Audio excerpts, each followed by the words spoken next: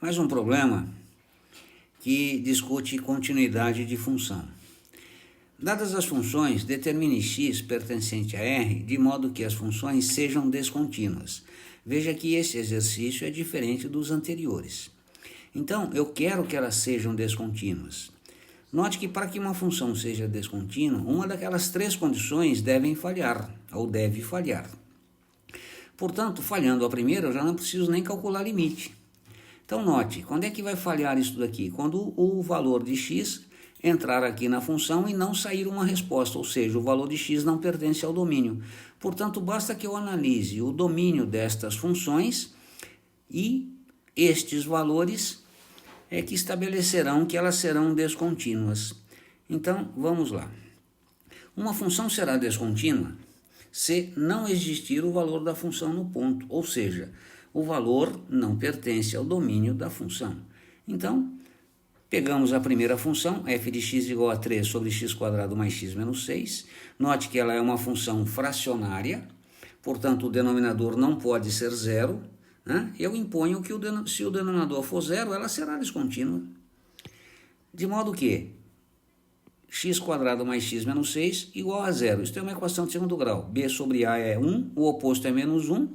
C sobre A é menos 6 e menos 6. Então, eu procuro números que somados deem menos 1, multiplicados deem menos 6.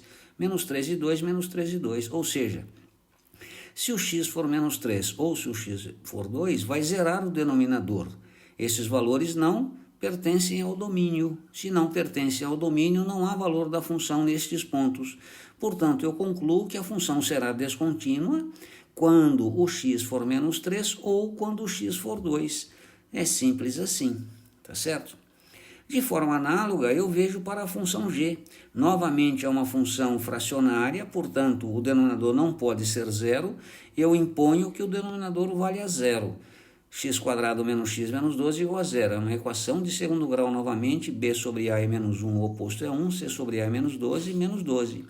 Quem soma dá 1, multiplica menos 12, 4 e menos 3.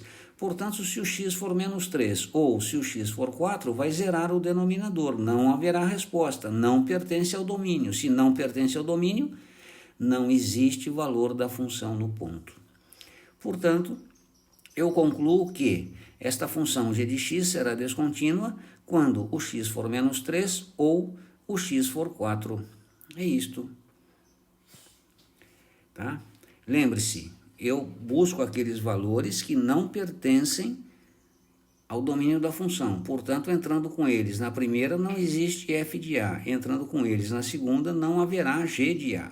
É assim que eu determino se a função é ou não contínua. Não precisa nada de limite.